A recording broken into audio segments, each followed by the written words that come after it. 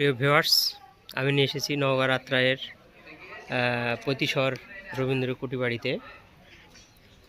তে ঠাকুর পরিবারের দ্বারকানাথ ঠাকুর 1830 সালে এই অঞ্চলে জমিদারি কেনে ব্রিটিশ শাসন আমলে। তো এরপরে এখানে 1861 সালে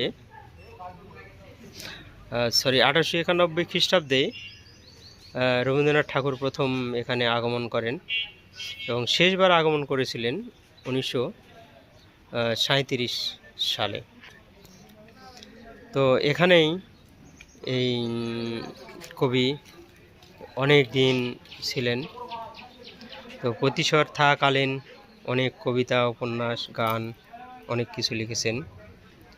তো পাশেই রয়েছে নাগর নদী। তো ব্রিটিশ শাসন আমলে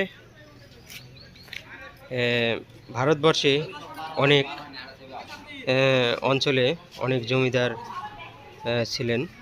তো রবীন্দ্রনাথ ঠাকুর পরিবারের কয়েকটি জমিদারি ছিল।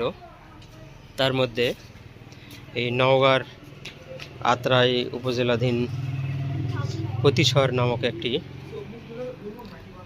জমিদারি অঞ্চল অন্যতম। তো এখানেই ঠাকুর পরিবারের একটি জমিদারি কাছারি বাড়ি ছিল।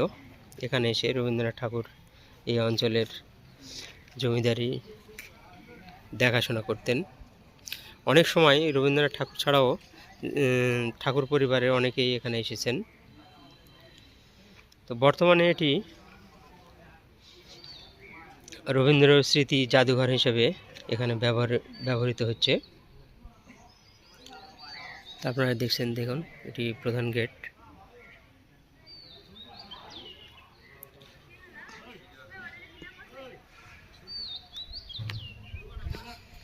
তো ভিতরে অবশ্য ক্যামেরা মানে ছবি উঠানো নিষেধ, তাই আমি খুব স্বল্প পরিসরে আপনাদের দেখাচ্ছি। দেখুন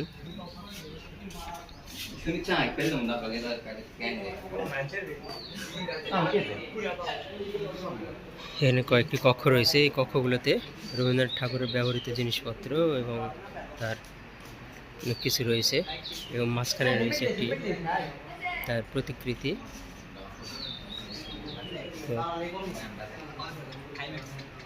ধন্যবাদ সবাইকে, সবাই ভালো থাকবেন।